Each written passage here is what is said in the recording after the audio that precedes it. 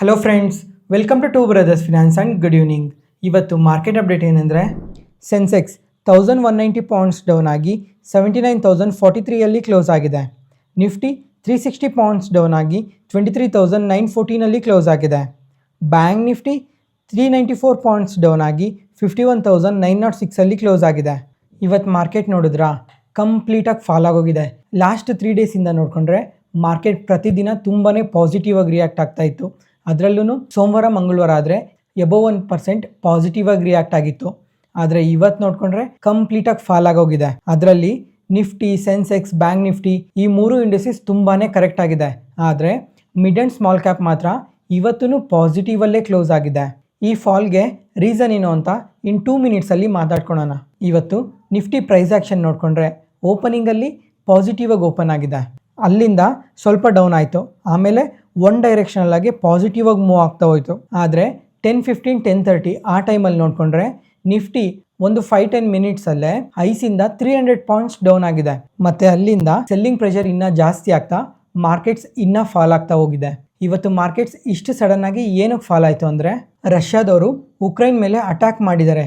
ಅದರಿಂದನೇ ಇವತ್ತು ಮಾರ್ಕೆಟ್ಸ್ ಇಷ್ಟು ಫಾಲ್ ಆಗಿದ್ದು. ಮತ್ತೆ ಮುಂಚೆ ವಿಡಿಯೋಸಲ್ಲೇ ತುಂಬಾ ಸಲ ಮಾತಾಡ್ಕೊಂಡಿದ್ವಿ, ರಷ್ಯಾ ಮತ್ತೆ ಉಕ್ರೈನ್ ಮಧ್ಯ ತುಂಬಾನೇ ಯುದ್ಧ ನಡೀತಾ ಇದೆ, ಅದಕ್ಕೋಸ್ಕರ ಮಾರ್ಕೆಟ್ಸ್ ತುಂಬಾನೇ ಕರೆಕ್ಟ್ ಆಗ್ತಾ ಇದೆ ಅಂತ ಪ್ರತಿ ಒಂದು ಡೀಟೇಲು ಲಾಸ್ಟ್ 10 ಡೇಸ್ ಅಲ್ಲೇ ತುಂಬಾ ಸಲ ಮಾತಾಡ್ಕೊಂಡಿದ್ವಿ. ಯಾವಾಗ ಅಂದ್ರೆ ಫಸ್ಟ್ ಟೈಮ್ November 19 ಉಕ್ರೈನ್ ಅವರು ರಷ್ಯಾ ಮೇಲೆ ಮಿಸೈಲ್ ನ ಲಾಂಚ್ ಮಾಡಿದ್ರು. ಅವಾಗ ಅವತ್ತಿನ ವಿಡಿಯೋದಲ್ಲೇ ಮಾತಾಡ್ಕೊಂಡಿದ್ವಿ. US ಸಪೋರ್ಟ್ ಇಂದ ಮತ್ತೆ US ಕಳಿಸಿರೋ ಲಾಂಗ್ ರೇಂಜ್ ಮಿಸೈಲ್ ಇಂದ ರಷ್ಯಾ ಮೇಲೆ ಮಿಸೈಲ್ ನ ಲಾಂಚ್ ಮಾಡಿದೆ ಅಂತ ಅವತ್ತೇ ಹೇಳಿದ್ದೆ. ಅವತ್ತು ಸಹ ನಮ್ಮ ಮಾರ್ಕೆಟ್ ತುಂಬಾನೇ ಕರೆಕ್ಟ್ ಆಗ್ತಾ ಬಂತು. ಯಾಕಂದ್ರೆ ಉಕ್ರೈನ್ ಅವರು ಈ ತರ ಇಷ್ಟು ಅಗ್ರೆಸಿವ್ ಆಗಿ ಎಂದೂ ಮಿಸೈಲ್ ನ ಲಾಂಚ್ ಮಾಡಿರಲಿಲ್ಲ ರಷ್ಯಾ ಮೇಲೆ, ಅದಕ್ಕೋಸ್ಕರ ಮಾರ್ಕೆಟ್ಸ್ ಅವತ್ತು ಕರೆಕ್ಟ್ ಆಯ್ತು. ಅದಾದ್ಮೇಲೆ ನೆಕ್ಸ್ಟ್ 2 ಡೇಸ್ ಆದ್ಮೇಲೆ ರಷ್ಯಾದವರು ಕೂಡ ಮತ್ತೆ ಉಕ್ರೈನ್ ಮೇಲೆ ಮಿಸೈಲ್ ನ ಲಾಂಚ್ ಮಾಡಿದ್ರು. ಆದ್ರೆ ಅವತ್ತು ಮಾರ್ಕೆಟ್ ಏನು ರಿಯಾಕ್ಟ್ ಆಗ್ಲಿಲ್ಲ, ಯಾಕಂದ್ರೆ ರಷ್ಯಾದವರು ತುಂಬಾ ಸಲ ಮಿಸೈಲ್ ನ ಲಾಂಚ್ ಮಾಡಿದ್ರು, ಅದಕ್ಕೋಸ್ಕರ ರಿಯಾಕ್ಟ್ ಆಗಿರ್ಲಿಲ್ಲ.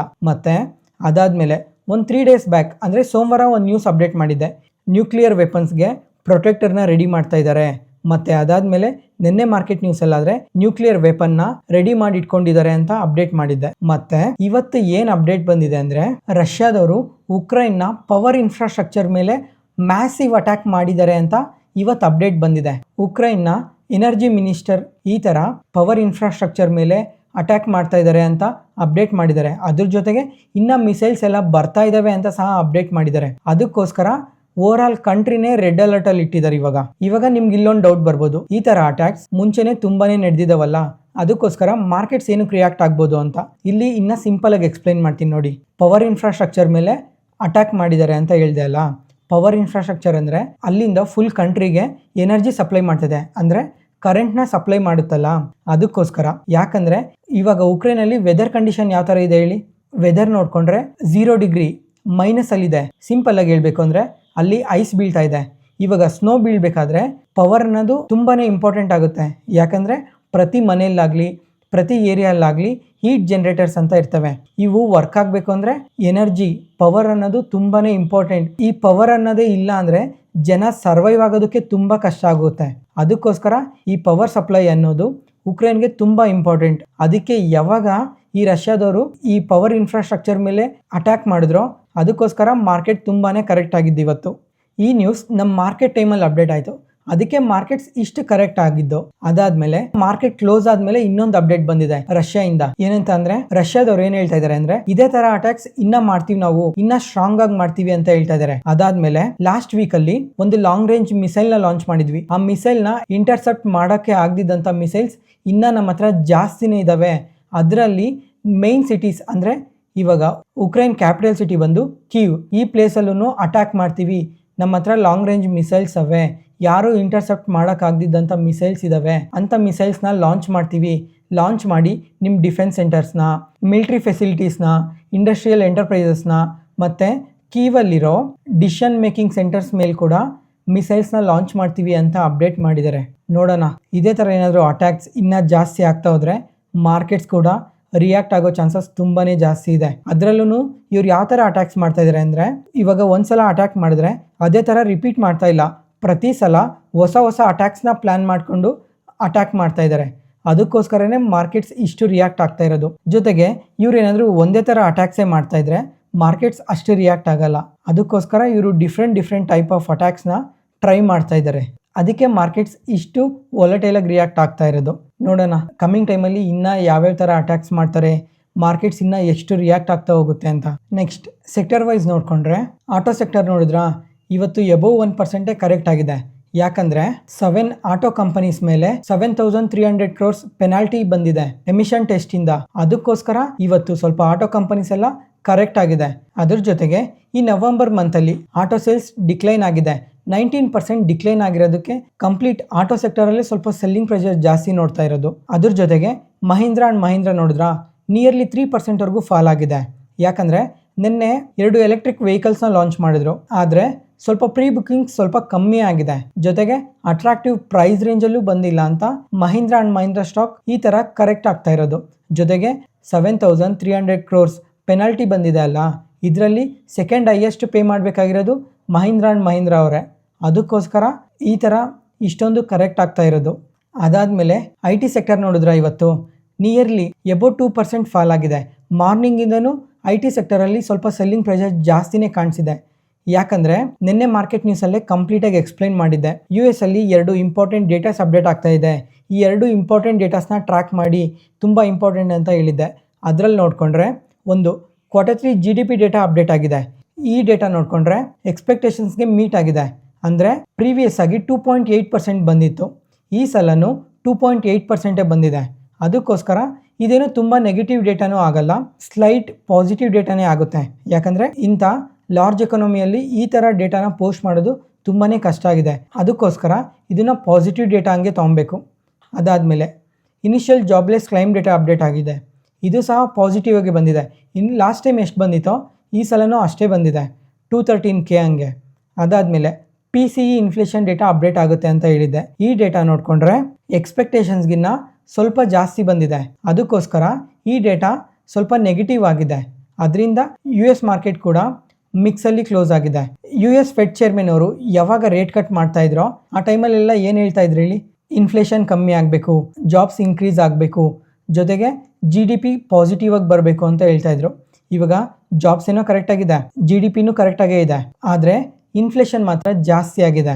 ಅದಕ್ಕೋಸ್ಕರ ಡಿಸೆಂಬರ್ ಮಂತಲ್ಲಿ ರೇಟ್ ಕಟ್ ಇರುತ್ತೋ ಇಲ್ವೋ ಅಂತ ಡೌಟಲ್ಲಿ ಮತ್ತೆ ಈ ಥರ ಇನ್ಫ್ಲೇಷನ್ ಜಾಸ್ತಿ ಬಂದಿರೋದಕ್ಕೆ ಐ ಟಿ ಸೆಕ್ಟರ್ ಇವತ್ತು ಇಷ್ಟೊಂದು ಫಾಲ್ ಆಗಿರೋದು.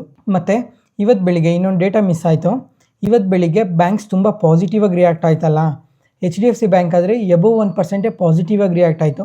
ಯಾಕಂದರೆ ಇವತ್ತಿಗೆ HDFC ಬ್ಯಾಂಕ್ ಮಾರ್ಕೆಟ್ ಕ್ಯಾಪಿಟಲೈಸೇಷನ್ 14 ಟ್ರಿಲಿಯನ್ಗೆ ಟಚ್ ಆಗಿದೆ. ಅದರಿಂದನೇ ಇವತ್ತು ಬ್ಯಾಂಕ್ಸ್ ಬೆಳಿಗ್ಗೆ ಪಾಸಿಟಿವ್ ಆಗಿ ರಿಯಾಕ್ಟ್ ಆಯಿತು. ಮತ್ತು ಈ ಇನ್ಸಿಡೆಂಟಿಂದ ಫಾಲ್ ಆಗೋಗಿದೆ. ನೆಕ್ಸ್ಟ್ ಇವಾಗ FIDI ಡೇಟಾ ನೋಡಿದ್ರೆ FIIs ಇವತ್ತು 11,000 ಕೋಟಿ ಸೆಲ್ ಮಾಡಿದ್ದಾರೆ. ಅದೇನಕ್ಕೆ ಇಷ್ಟು ಸೆಲ್ ಮಾಡಿದ್ರು ಅನ್ನೋದೇ ಗೊತ್ತಾಗಿಲ್ಲ. ಮೇ ಬಿ ಈ ರಷ್ಯಾ ಇಶ್ಯೂಯಿಂದನೇ ಇಷ್ಟೊಂದು ಸೆಲ್ ಮಾಡಿರ್ಬೇಕು ಇವತ್ತು. ಅದಾದ್ಮೇಲೆ DIIs ಆದರೆ ಇವತ್ತು 8,000 ಕೋಟಿ ಬೈ ಮಾಡಿದ್ದಾರೆ. DIIs ಮತ್ತು ರಿಟೇಲರ್ಸ್ ಮಾತ್ರ ನಮ್ಮ ಇಂಡಿಯನ್ ಈಕ್ವಿಟಿ ಮಾರ್ಕೆಟ್ಸ್ನ ಪ್ರತಿದಿನ ಸಪೋರ್ಟ್ ಮಾಡ್ತಾನೆ ಬರ್ತಾ ಇದ್ದಾರೆ. ಇವತ್ತು 8,000 ಕೋಟಿ ಬೈ ಮಾಡಿದ್ದಾರೆ. ಇವತ್ತು ಇಷ್ಟು ಮಾರ್ಕೆಟ್ ಫಾಲ್ ಆಗಿದ್ರು ಇನ್ನೂ ಎಕ್ಸ್ಪ್ಲೈನ್ ಮಾಡೋಕ್ಕೆ ತುಂಬಾ ಡೇಟಾ ಇದೆ, ಆದರೆ ತುಂಬಾ ಟೈಮ್ ತೊಗೊಳುತ್ತೆ. ವಿಡಿಯೋ ಲೆಂತ್ ಕೂಡ ತುಂಬಾ ಜಾಸ್ತಿ ಆಗುತ್ತೆ. ಅದಕ್ಕೆ ತುಂಬ ಶಾರ್ಟಾಗಿ ವಿಡಿಯೋನ ಮಾಡ್ತಾ ಇರೋದು. ಅದಾದಮೇಲೆ ನಾಳೆ ನೋಡಿಕೊಂಡ್ರೆ Q3 GDP ಡೇಟಾ ಅಪ್ಡೇಟ್ ಆಗುತ್ತೆ ಇಂಡಿಯಾದು. ಇದು ಕೂಡ ಮಾರ್ಕೆಟ್ಗೆ ತುಂಬ ಇಂಪಾರ್ಟೆಂಟ್ ಆಗುತ್ತೆ. ಯಾಕಂತ ನಾಳೆ ಮಾತಾಡ್ಕೊಳ್ಳೋಣ, ಯಾಕಂದರೆ ವಿಡಿಯೋ ಲೆಂತ್ ತುಂಬ ಜಾಸ್ತಿ ಆಗುತ್ತೆ. ಅದಕ್ಕೋಸ್ಕರ ರೀಸೆಂಟಾಗಿ ವಾಟ್ಸಪ್ ಚಾನಲ್ ಶುರು ಮಾಡಿದ್ದೆ. ಈ ಚಾನಲಲ್ಲಿ 24 hours ಮಾರ್ಕೆಟ್ ರಿಲೇಟೆಡ್ ಇನ್ಫಾರ್ಮೇಷನ್ನ ಶೇರ್ ಮಾಡ್ತಾ ಇರ್ತೀನಿ. ಎಸ್ಪೆಷಲಿ ಮಾರ್ಕೆಟ್ ಕ್ಲೋಸ್ ಆದಮೇಲೆ ಬರೋ ಪ್ರತಿ ಇನ್ಫಾರ್ಮೇಷನ್ನು ಶೇರ್ ಮಾಡ್ತಾ ಇರ್ತೀನಿ. ಡಿಸ್ಕ್ರಿಪ್ಷನಲ್ಲಿ ಲಿಂಕ್ ಕೊಟ್ಟಿರ್ತೀನಿ, ಒಂದ್ಸಲ ಚೆಕ್ ಮಾಡಿ. Market key updates. Amber enterprises ಈ ಸ್ಟಾಕ್ ನೋಡಿದ್ರೆ ಇವತ್ತು ಇಂಟ್ರಾಡೇ ಸೆಷನಲ್ಲಿ ಎಬೋವ್ 7% ಕರೆಕ್ಟ್ ಆಗಿದೆ. ಯಾಕಂದರೆ ಗೋಲ್ಡ್ಮ್ಯಾನ್ ಸ್ಯಾಕ್ಸ್ ಅವರು ಈ ಕಂಪನಿನ ಡೌನ್ಗ್ರೇಡ್ ಮಾಡಿದ್ದಾರೆ. ಮುಂಚೆ ಆದರೆ ಇವ್ರಿಗೆ ಬೈ ರೇಟಿಂಗ್ ಕೊಟ್ಟಿದ್ದರು, ಅದನ್ನು ಚೇಂಜ್ ಮಾಡಿ ಇವತ್ತು ನ್ಯೂಟ್ರಲ್ ರೇಟಿಂಗ್ ಕೊಟ್ಟಿದ್ದಾರೆ. ಅದರಿಂದನೇ ಇವತ್ತು ಶೇರ್ ಪ್ರೈಸ್ ಇಷ್ಟೊಂದು ಫಾಲ್ ಆಗಿರೋದು. ಇದಕ್ಕೆ ರೀಸನ್ ಏನು ಹೇಳ್ತಾ ಇದ್ದಾರೆ ಅಂದರೆ, ಇವರು ವರ್ಕ್ ಮಾಡೋ ಏರ್ ಕಂಡೀಷ್ನರ್ ಸೆಗ್ಮೆಂಟಲ್ಲಿ ಸ್ವಲ್ಪ ವೀಕ್ನೆಸ್ ಕಾಣಿಸುತ್ತೆ. ಯಾಕಂದರೆ ಸೀಸನಲ್ ಚೇಂಜಸ್ಸಿಂದ ಸ್ವಲ್ಪ ವೀಕ್ನೆಸ್ ಕಾಣಿಸುತ್ತೆ ಅಂತ ಡೌನ್ಗ್ರೇಡ್ ಮಾಡಿದ್ದೀವಿ ಅಂತ ಅಪ್ಡೇಟ್ ಮಾಡಿದ್ದಾರೆ. ಯಾಕಂದರೆ ಈ AC ಸೆಗ್ಮೆಂಟಿಂದನೇ 23% ಆಫ್ ಮಾರ್ಕೆಟ್ ಶೇರ್ ಇದೆ ಇಂಡಿಯಾದಲ್ಲಿ. ಅದರಿಂದ ಸ್ವಲ್ಪ ರೆವಿನ್ಯೂಸ್ ಎಲ್ಲ ಇಂಪ್ಯಾಕ್ಟ್ ಆಗುತ್ತಲ್ಲ, ಅದಕ್ಕೋಸ್ಕರ ಈ ಥರ ಡೌನ್ಗ್ರೇಡ್ ಮಾಡಿದ್ದೀವಿ ಅಂತ ಹೇಳಿದ್ದಾರೆ. ಮತ್ತು ಕಮ್ಮಿಂಗ್ ಇಯರ್ಸಲ್ಲಿ ಅಂದರೆ ಈ AC ಸೆಗ್ಮೆಂಟ್ ಇನ್ನೂ 3 times 4 times ಗ್ರೋ ಆಗೋ ಚಾನ್ಸಸ್ ಇದೆ ಅಂತಲೂ ಹೇಳಿದ್ದಾರೆ. 2027-28 ಆ ಟೈಮ್ಗೆಲ್ಲ. ಯಾಕಂದರೆ ನಮ್ಮ ಇಂಡಿಯಾದಲ್ಲಿ ಸಮ್ಮರ್ ನೋಡ್ತಾ ಇದ್ದೀರಾ ಯಾವ ಥರ ಇರುತ್ತೆ ಅಂತ. ಅದ್ರ ಜೊತೆಗೆ ಏರ್ ಕಂಡೀಷ್ನರ್ ಪೆನೆಟ್ರೇಷನ್ ಅನ್ನೋದು ನಮ್ಮ ಇಂಡಿಯನ್ ಮಾರ್ಕೆಟಲ್ಲಿ ಇನ್ನೂ ತುಂಬಾ ಕಮ್ಮಿ ಇದೆ. ಅದಕ್ಕೋಸ್ಕರ ಕಮಿಂಗ್ ಟೈಮಲ್ಲಿ ಒಳ್ಳೆ ಗ್ರೋತ್ ಇರುತ್ತೆ ಅಂತಲೂ ಹೇಳಿದ್ದಾರೆ. ರೀಸೆಂಟ್ ಟೈಮಲ್ಲಿ ನೋಡಿದ್ರಾ ಕ್ವಾರ್ಟರ್ 2 ರಿಸಲ್ಟ್ಸ್ ನೋಡಿಕೊಂಡ್ರೆ ವೀಕಾಗಿ ಪೋಸ್ಟ್ ಮಾಡಿದ್ದಾರೆ. ಅಂದರೆ ಇಯರ್ ಆನ್ ಇಯರ್ ಕಂಪ್ಯಾರಿಸನಲ್ಲಿ ನೋಡಿಕೊಂಡ್ರೆ ಒಳ್ಳೆ ರಿಸಲ್ಟ್ಸ್ನ ಪೋಸ್ಟ್ ಮಾಡಿದ್ದಾರೆ. ಆದರೆ ಕ್ವಾರ್ಟರ್ ಆನ್ ಕ್ವಾರ್ಟರ್ ಕಂಪ್ಯಾರಿಸನ್ ಮಾಡಿಕೊಂಡ್ರೆ ತುಂಬಾ ವೀಕ್ ರಿಸಲ್ಟ್ಸ್ನ ಪೋಸ್ಟ್ ಮಾಡಿದರು. ಅವತ್ತೂ ನಿಯರ್ಲಿ 10%ವರೆಗೂ ಫಾಲ್ ಆಗಿದೆ ಮತ್ತು ಇವತ್ತೂ 7%ವರೆಗೂ ಫಾಲ್ ಆಗಿದೆ. ಓವರ್ ಆಲ್ ಏನು ಗೊತ್ತಾ, ಕಂಪನಿ ಬಿಸ್ನೆಸ್ ಪ್ರಕಾರ ತುಂಬಾನೇ ಒಳ್ಳೆ ಬಿಸ್ನೆಸ್ ನ ಮಾಡ್ತಾ ಇದ್ದಾರೆ. ಅದಕ್ಕೋಸ್ಕರ ಫ್ಯೂಚರ್ ಅಲ್ಲಿ ಒಳ್ಳೆ ಗ್ರೋತ್ ಇರುತ್ತೆ. ಆಮೇಲೆ ಇವ್ರ ಬಿಸ್ನೆಸ್ ಸೆಗ್ಮೆಂಟ್ ನೋಡ್ಕೊಂಡ್ರೆ ಕನ್ಸ್ಯೂಮರ್ ಡ್ಯೂರಬಲ್ ಸೆಗ್ಮೆಂಟ್ ಅಲ್ಲಿ ವರ್ಕ್ ಮಾಡ್ತಾರೆ, ಎಲೆಕ್ಟ್ರಾನಿಕ್ ಸೆಗ್ಮೆಂಟ್ ಅಲ್ಲೂ ವರ್ಕ್ ಮಾಡ್ತಾರೆ, ಜೊತೆಗೆ ಕೊರಿಯನ್ ಕಂಪನೀಸ್ ಜೊತೆ ಜಾಯಿಂಟ್ ವೆಂಚರ್ ಮಾಡ್ಕೊಂಡಿದ್ದಾರೆ. ಆಮೇಲೆ ಸೆಮಿ ಕಂಡಕ್ಟರ್ ಸೆಗ್ಮೆಂಟ್ ಅಲ್ಲೂ ವರ್ಕ್ ಮಾಡ್ತಾ ಇದ್ದಾರೆ. ಅದಕ್ಕೋಸ್ಕರ ಫ್ಯೂಚರ್ ಅಲ್ಲಿ ಒಳ್ಳೆ ಗ್ರೋತ್ ಇರುತ್ತೆ. ಒಂದ್ಸಲ ಈ ಕಂಪನಿನ ಕಂಪ್ಲೀಟ್ ಆಗಿ ಸ್ಟಡಿ ಮಾಡಿ. ಯಾವುದೇ ಪಾಯಿಂಟ್ ಅಲ್ಲಿ ನಾನು ಹೇಳೋ ಇನ್ಫಾರ್ಮೇಶನ್ ನಿಮಗೆ ಯೂಸ್ಫುಲ್ ಅನ್ಸಿದ್ರೆ, ಅಂದರೆ ನಿಮ್ಮ ಸ್ಟಾಕ್ ಮಾರ್ಕೆಟ್ ಜರ್ನಿಯಲ್ಲಿ ನಾನು ಹೇಳೋ ಇನ್ಫಾರ್ಮೇಷನ್ ಯೂಸ್ಫುಲ್ ಅನಿಸಿದ್ರೆ ಈ ವಿಡಿಯೋನ ಲೈಕ್ ಮಾಡಿ. ಮತ್ತು ನಿಮ್ಮ ಫ್ರೆಂಡ್ಸಲ್ಲಿ ಯಾರಿಗಾದ್ರೂ ಸ್ಟಾಕ್ ಮಾರ್ಕೆಟ್ ಬಗ್ಗೆ ಇಂಟ್ರೆಸ್ಟ್ ಇರೋರಿಗೆ ಈ ವಿಡಿಯೋಸ್ನ ಶೇರ್ ಮಾಡಿ. ನೆಕ್ಸ್ಟ್ ಇವಾಗ ಇನ್ಶೂರೆನ್ಸ್ ಕಂಪನೀಸ್ ನೋಡಿದ್ರೆ ಇವತ್ತು ತುಂಬಾನೇ ಫಾಲ್ ಆಗಿದಾವೆ. SBI ಲೈಫ್ ಇನ್ಶೂರೆನ್ಸ್ ಆದ್ರೆ ನಿಯರ್ಲಿ 5% ವರೆಗೂ ಫಾಲ್ ಆಗಿದೆ. ಮತ್ತೆ HDFC ಲೈಫ್ ಇನ್ಶೂರೆನ್ಸ್ ಆದ್ರೆ 3% ಫಾಲ್ ಆಗಿದೆ. ಮತ್ತೆ ಮ್ಯಾಕ್ಸ್ ಫಿನಾನ್ಷಿಯಲ್ ಸರ್ವಿಸ್ ಆದ್ರೆ 7% ಫಾಲ್ ಆಗಿದೆ. ಮತ್ತೆ ಇದೇ ತರ ಇನ್ನ ಈ ಸೆಗ್ಮೆಂಟ್ ಅಲ್ಲಿ ವರ್ಕ್ ಮಾಡೋ ಇನ್ಶೂರೆನ್ಸ್ ಕಂಪನೀಸ್ ಎಲ್ಲ ಸ್ವಲ್ಪ ಕರೆಕ್ಟ್ ಆಗಿದ್ದಾವೆ. ಯಾಕೆ ಇವತ್ತು ಈ ಕಂಪನೀಸ್ ಎಲ್ಲ ಇಷ್ಟು ಕರೆಕ್ಟ್ ಆಗಿದ್ದಾವೆ? ಮತ್ತೆ ಇವಾಗ ನೀವು ಯಾರಾದರೂ ಇನ್ಶೂರೆನ್ಸ್ ಸೆಗ್ಮೆಂಟಲ್ಲಿ ಇನ್ವೆಸ್ಟ್ ಮಾಡಿದರೆ ನೀವು ಯಾವ ಥರ ಈ ನ್ಯೂಸ್ನ ಅನಾಲಿಸಿಸ್ ಮಾಡ್ತೀರಾ ಅಂತ ಒಂದ್ಸಲ ಕಮೆಂಟ್ ಸೆಕ್ಷನಲ್ಲಿ ಕಮೆಂಟ್ ಮಾಡಿ. ನೀವು ಕಮೆಂಟ್ ಮಾಡೋದ್ರಿಂದ ಬೇರೆಯವ್ರು ಯಾರಾದರೂ ಇನ್ಶೂರೆನ್ಸ್ ಸೆಗ್ಮೆಂಟಲ್ಲಿ ಇನ್ವೆಸ್ಟ್ ಮಾಡಿದರೆ ಅವ್ರಿಗೂ ಸ್ವಲ್ಪ ಅರ್ಥ ಆಗುತ್ತೆ. ಅದಕ್ಕೋಸ್ಕರ ಇವಾಗ ವಿಷಯಕ್ಕೆ ಬಂದರೆ, ಇವತ್ತು ಯಾಕೆ ಇನ್ಶೂರೆನ್ಸ್ ಸೆಗ್ಮೆಂಟ್ ಫಾಲ್ ಆಯಿತು ಅಂದರೆ, ರೀಸೆಂಟ್ ಟೈಮಲ್ಲೇ ಅಂದರೆ ಒಂದು 5 days ಬ್ಯಾಕೆ ಈ ನ್ಯೂಸ್ ಬಗ್ಗೆ ಮಾತಾಡ್ಕೊಂಡಿದ್ವಿ. ಯಾವಾಗ ಅಂದರೆ ಫಿನಾನ್ಸ್ ಮಿನಿಸ್ಟರ್ ನಿರ್ಮಲಾ ಸೀತಾರಾಮನ್ ಅವರು ಬ್ಯಾಂಕ್ಸಲ್ಲಿ ಬರೀ ಇನ್ಶೂರೆನ್ಸ್ನ ಸೆಲ್ ಮಾಡ್ತಾ ಇದ್ದಾರೆ, ಅದನ್ನು ಮಿಸ್ ಸೆಲ್ಲಿಂಗ್ ಮಾಡ್ತಾ ಇದ್ದಾರೆ ಅಂತ ಅಪ್ಡೇಟ್ ಮಾಡಿದರು. ಮತ್ತು ಅದ್ರ ಜೊತೆಗೆ ಈ ಇನ್ಶೂರೆನ್ಸ್ ಸೆಗ್ಮೆಂಟ್ಗೆ ಹೆಡ್ ಯಾರಂದರೆ IRDAI. ಇವ್ರೇನು ಹೇಳ್ತಾ ಇದ್ದಾರೆ ಅಂದರೆ, ಇವಾಗ ಯಾವುದೇ ಥರ ಇನ್ಶೂರೆನ್ಸ್ ನೀವು ಬ್ಯಾಂಕಲ್ಲಿ ಸೆಲ್ ಮಾಡ್ತಿರೋ, ಬ್ಯಾಂಕಲ್ಲಿ ಸೆಲ್ ಮಾಡೋ ಇನ್ಶೂರೆನ್ಸ್ಗೆ 50% ಕ್ಯಾಪಿಂಗ್ನ ಕೊಡ್ತಾ ಇದ್ದಾರೆ. ಅಂದರೆ ಓವರ್ ಆಲ್ ಇವಾಗ ಎಷ್ಟು ಇನ್ಶೂರೆನ್ಸ್ನ ಸೆಲ್ ಮಾಡ್ತಾರೋ ಬರೀ 50% ಮಾತ್ರನೇ ಸೆಲ್ ಮಾಡಬೇಕು ಅಂತ ಸ್ಟೇಟ್ಮೆಂಟ್ನ ಕೊಟ್ಟಿದ್ದಾರೆ. ಅದರಿಂದನೇ ಇವತ್ತು ಇನ್ಶೂರೆನ್ಸ್ ಕಂಪನೀಸ್ ಎಲ್ಲ ಇಷ್ಟು ಫಾಲ್ ಆಗಿರೋದು. ಇವಾಗ ಸ್ವಲ್ಪ ಡೀಟೇಲ್ ಆಗಿ ನೋಡಿಕೊಂಡ್ರೆ ಪ್ರತಿ ಕಂಪನೀಸ್ ಎಷ್ಟು % ಆಫ್ ಇನ್ಶೂರೆನ್ಸ್ ಎಲ್ಲ ಬ್ಯಾಂಕ್ ಮುಖಾಂತರ ಸೆಲ್ ಮಾಡ್ತಾ ಇದ್ದಾರೆ ಅಂತ ನೋಡಿಕೊಂಡ್ರೆ ಅದರಲ್ಲಿ ಹೈಯೆಸ್ಟ್ ಇರೋದು HDFC ಲೈಫ್ ಅವರು. ಇವರಾದರೆ 65% ಆಫ್ ಇನ್ಶೂರೆನ್ಸ್ ಎಲ್ಲ ಬ್ಯಾಂಕ್ ಮುಖಾಂತರನೇ ಸೆಲ್ ಮಾಡ್ತಾ ಇದ್ದಾರೆ. ಅದಕ್ಕೆ ಇವತ್ತು ಇಂಟ್ರಾಡೇ ಸೆಷನಲ್ಲಿ ಇಷ್ಟೊಂದು ಫಾಲ್ ಆಗಿರೋದು. ಅದಾದಮೇಲೆ SBI ಲೈಫ್ ಅವರು, ಇವರಾದರೆ 60% ಆಫ್ ಇವ್ರ ಇನ್ಶೂರೆನ್ಸ್ ಎಲ್ಲ ಬ್ಯಾಂಕ್ ಮುಖಾಂತರನೇ ಸೆಲ್ ಮಾಡ್ತಾ ಇದ್ದಾರೆ. ಅದಾದಮೇಲೆ ಮ್ಯಾಕ್ಸ್ ಲೈಫ್, ಇವರಾದರೆ 52% ಇವ್ರ ಇನ್ಶೂರೆನ್ಸ್ ಎಲ್ಲ ಬ್ಯಾಂಕ್ ಮುಖಾಂತರ ಸೆಲ್ ಮಾಡ್ತಾ ಇದ್ದಾರೆ. ಅದಾದಮೇಲೆ ICICI ಪ್ರುಡೆನ್ಷಿಯಲ್, ಈ ಥರ ಸ್ವಲ್ಪ ಕಂಪನೀಸ್ ಇದ್ದಾವೆ ಬ್ಯಾಂಕ್ ಮುಖಾಂತರ ಇನ್ಶೂರೆನ್ಸ್ನ ಸೆಲ್ ಮಾಡೋ ಕಂಪನೀಸ್. ಅದಕ್ಕೋಸ್ಕರನೇ ಇವತ್ತು ಇಷ್ಟೊಂದು ಫಾಲ್ ಆಗಿರೋದು. ಈ ಇನ್ಶೂರೆನ್ಸ್ ಕಂಪನೀಸ್ ಎಲ್ಲ ಬರೀ ಬ್ಯಾಂಕ್ಸ್ ಮೇಲೇ ಡಿಪೆಂಡ್ ಆಗಿದ್ದಾವೆ. ಇವರೇ ನಮ್ಮ ಇನ್ಶೂರೆನ್ಸ್ನೆಲ್ಲ ಸೆಲ್ ಮಾಡಿಕೊಡ್ತಾರೆ, ನಮಗೆ ಬೇರೆ ಥರ ಯಾವುದೇ ಥರ ಸೆಲ್ ಮಾಡೋ ಅವಶ್ಯಕತೆ ಇಲ್ಲ ಅಂತ ಇವರು ಫಿಕ್ಸ್ ಆಗಿದ್ದಾರೆ. ಅದ್ರ ಜೊತೆಗೆ ಮಿಸ್ಸೆಲ್ಲಿಂಗ್ ಮಾಡ್ತಾ ಇದ್ರಲ್ಲ, ಅದಕ್ಕೋಸ್ಕರನೇ ಈ ಥರ ಕ್ಯಾಪಿಂಗ್ನ ವಿಧಿಸಿರೋದು IRDAI ಅವರು. Next housing and urban development corporation ಮತ್ತು NBCC ಇಂಡಿಯಾ, ಈ ಎರಡೂ ಕಂಪನೀಸ್ ಇವತ್ತು ಎಬೋವ್ 5% ಪಾಸಿಟಿವ್ ಆಗಿ ರಿಯಾಕ್ಟ್ ಆಗಿದೆ. ಯಾಕಂದರೆ ಈ ಎರಡೂ ಕಂಪನೀಸ್ ಒಂದು MOU ಸೈನ್ ಮಾಡ್ಕೊಂಡಿದ್ದಾರೆ. ಏನಕ್ಕಂದರೆ 10 ಎಕರೆ ಲ್ಯಾಂಡಲ್ಲಿ ಒಂದು ಇನ್ಫ್ರಾ ಪ್ರಾಜೆಕ್ಟ್ ಡೆವಲಪ್ಮೆಂಟ್ಗೋಸ್ಕರ ನೋಯ್ಡಾದಲ್ಲಿ ಅಂತ ಅಪ್ಡೇಟ್ ಮಾಡಿದ್ದಾರೆ. ಈ ಟೋಟಲ್ ಪ್ರಾಜೆಕ್ಟ್ ವರ್ತ್ ಬಂದು 600 crores ಅಂತ ಹೇಳಿದ್ದಾರೆ. ಇದರಿಂದನೇ ಇವತ್ತು ಈ ಎರಡೂ ಕಂಪನೀಸ್ ಇಷ್ಟು ಪಾಸಿಟಿವ್ ಆಗಿ ರಿಯಾಕ್ಟ್ ಆಗಿರೋದು. ವಾರೆ ರಿನ್ಯೂವಬಲ್ಸ್, ಈ ಕಂಪನಿ ಇವತ್ತು 5% ಪಾಸಿಟಿವ್ ಆಗಿ ರಿಯಾಕ್ಟ್ ಆಗಿದೆ. ಯಾಕಂದರೆ ಇವತ್ತು ಒಂದು ಲಾರ್ಜ್ ಆರ್ಡರ್ ವಿನ್ ಆಗಿದೆ 1200 crores. ಈ ಆರ್ಡರಲ್ಲಿ ಸೋಲಾರ್ PV ಪ್ರಾಜೆಕ್ಟ್ಗೋಸ್ಕರ ಅಂತ ಅಪ್ಡೇಟ್ ಮಾಡಿದ್ದಾರೆ. ಇದರಲ್ಲಿ ಕಂಪ್ಲೀಟ್ EPC ವರ್ಕ್ನ ಮಾಡಬೇಕು ಅಂತ ಹೇಳಿದ್ದಾರೆ. ಈ ಪ್ರಾಜೆಕ್ಟಲ್ಲಿ 2000 megawatts DC ಕರೆಂಟ್ ಕೆಪಾಸಿಟಿಗೋಸ್ಕರ ಅಂತ ಹೇಳಿದ್ದಾರೆ. ಅದಾದಮೇಲೆ ಇದೇ ಥರ ಪ್ರಾಜೆಕ್ಟ್ ಲಾಸ್ಟ್ ಮಂತಲ್ಲೂ ಒಂದು ಕಂಪ್ಲೀಟ್ ಮಾಡಿದ್ವಿ, 41 megawatts ಪ್ರಾಜೆಕ್ಟ್ನ ಕಂಪ್ಲೀಟ್ ಮಾಡಿದ್ವಿ. ಮತ್ತು ಈ ಪ್ರಾಜೆಕ್ಟ್ ಟೋಟಲ್ ವರ್ತ್ 140 crores ಅಂತಲೂ ಹೇಳಿದರು. ಅದಕ್ಕೋಸ್ಕರನೇ ಇವತ್ತು ಇಷ್ಟು ಪಾಸಿಟಿವ್ ಆಗಿ ರಿಯಾಕ್ಟ್ ಆಗಿರೋದು. KEC ಇಂಟರ್ನ್ಯಾಷನಲ್ ಇವತ್ತು fresh all time high touch ಮಾಡಿದೆ. ಇಂಟ್ರಾಡೇ ಸೆಷನಲ್ಲಿ ನಿಯರ್ಲಿ 7% ವರೆಗೂ ಪಾಸಿಟಿವ್ ಆಗಿ ರಿಯಾಕ್ಟ್ ಆಗಿದೆ. ಯಾಕಂದರೆ ಪವರ್ ಗ್ರಿಡ್ ಕಾರ್ಪೊರೇಷನ್ನಿಂದ ಒಂದು ಆರ್ಡರ್ ಬಂದಿದೆ, 1704 crores ಆರ್ಡರ್ ಬಂದಿದೆ.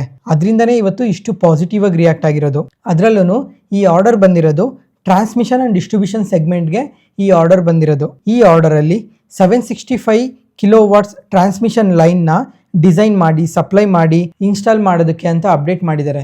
ಕಂಪ್ಲೀಟ್ ಈ ಆರ್ಡರ್ನ ಟರ್ನ್ ಕೀ ಬೇಸಿಸಲ್ಲಿ ಕಂಪ್ಲೀಟ್ ಮಾಡಬೇಕು ಅಂತ ಅಪ್ಡೇಟ್ ಮಾಡಿದ್ದಾರೆ. ಮತ್ತು ಇದ್ರ ಜೊತೆಗೆ ಅದಾನಿ ಸ್ಟಾಕ್ಸ್ ಇವತ್ತು ನೋಡಿದ್ರೆ ತುಂಬಾ ಪಾಸಿಟಿವಲ್ಲೇ ಕ್ಲೋಸ್ ಆಗಿದೆ. ಯಾಕಂದರೆ ನಿನ್ನೆ ಏನು ಎಕ್ಸ್ಪ್ಲೈನ್ ಮಾಡಿದ್ದೆ ಅದೇ ರೀಸನಿಂದನೇ ಇವತ್ತೂ ಇಷ್ಟು ಪಾಸಿಟಿವ್ ಆಗಿರೋದು. ಯಾಕಂದರೆ ಅದಾನಿ ಅವ್ರ ಮೇಲೆ ಅಲಿಗೇಷನ್ಸ್ ಬಂತಲ್ಲ, ಶೇರ್ ಪ್ರೈಸ್ ತುಂಬಾನೇ ಫಾಲ್ ಆಗಿದ್ವು. ಅದಕ್ಕೋಸ್ಕರನೇ ಯಾವಾಗ ಈ ಅಲಿಗೇಷನ್ಸ್ ಎಲ್ಲ ಕ್ಲಿಯರ್ ಆಯಿತೋ ನಿನ್ನೆಯಿಂದ ಬೈಯಿಂಗ್ ಸೆಂಟಿಮೆಂಟ್ ತುಂಬಾನೇ ಜಾಸ್ತಿ ಇದೆ ಅದಾನಿ ಸ್ಟಾಕ್ಸಲ್ಲಿ. ಅದಾನಿ ಸ್ಟಾಕ್ಸ್ ಎಲ್ಲಾನು ಇಷ್ಟು ಪಾಸಿಟಿವ್ ಆಗಿ ರಿಯಾಕ್ಟ್ ಆಗಿರೋದು. ಅದಾದಮೇಲೆ NTPC ಗ್ರೀನ್ ಎನರ್ಜಿ ನೋಡಿದ್ರಾ ಇವತ್ತೂ 5% ಪಾಸಿಟಿವ್ ಅಲ್ಲೇ ಕ್ಲೋಸ್ ಆಗಿದೆ. ಯಾಕಂದರೆ ನಿನ್ನೆ ವಿಡಿಯೋದಲ್ಲೇ ಹೇಳಿದ್ದೆ ಕಂಪನಿ ಬಿಸ್ನೆಸ್ ತುಂಬ ಚೆನ್ನಾಗಿದೆ, ಜೊತೆಗೆ IPO ಕೂಡ ಲಿಸ್ಟಿಂಗ್ ಗೇನ್ಸ್ ತುಂಬಾ ಕಮ್ಮಿ ಬಂದಿದೆ, ಜಸ್ಟ್ 3% ಮಾತ್ರನೇ ಪಾಸಿಟಿವ್ ಆಗಿ ಬಂದಿರೋದು. ಅದಕ್ಕೋಸ್ಕರ ಬೈಯಿಂಗ್ ಸೆಂಟಿಮೆಂಟ್ ತುಂಬ ಜಾಸ್ತಿ ಇದೆ ಈ ಕಂಪನಿಯಲ್ಲಿ. ಅದಕ್ಕೆ ಇವತ್ತೂ 5% ಪಾಸಿಟಿವ್ ಅಲ್ಲೇ ಕ್ಲೋಸ್ ಆಗಿರೋದು.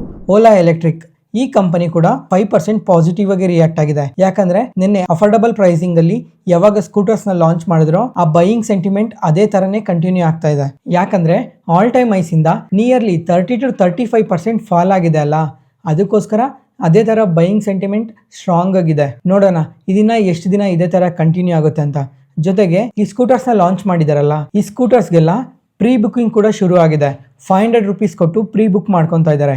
ಇದ್ರ ಜೊತೆಗೆ ಡೆಲಿವರಿ ಯಾವಾಗ ಆಗುತ್ತೆ ಅಂದರೆ ನೆಕ್ಸ್ಟ್ ಇಯರ್ ಏಪ್ರಿಲ್ ಮೇ ಆ ಟೈಮ್ಗೆಲ್ಲ ಡೆಲಿವರೀಸ್ ಮಾಡ್ತೀವಿ ಅಂತ ಅಪ್ಡೇಟ್ ಮಾಡಿದ್ದಾರೆ. ನೋಡೋಣ ಈ ಓಲಾ ಎಲೆಕ್ಟ್ರಿಕ್ ಇನ್ನು ಯಾವ ಥರ ಪರ್ಫಾರ್ಮ್ ಮಾಡುತ್ತೆ ಅಂತ.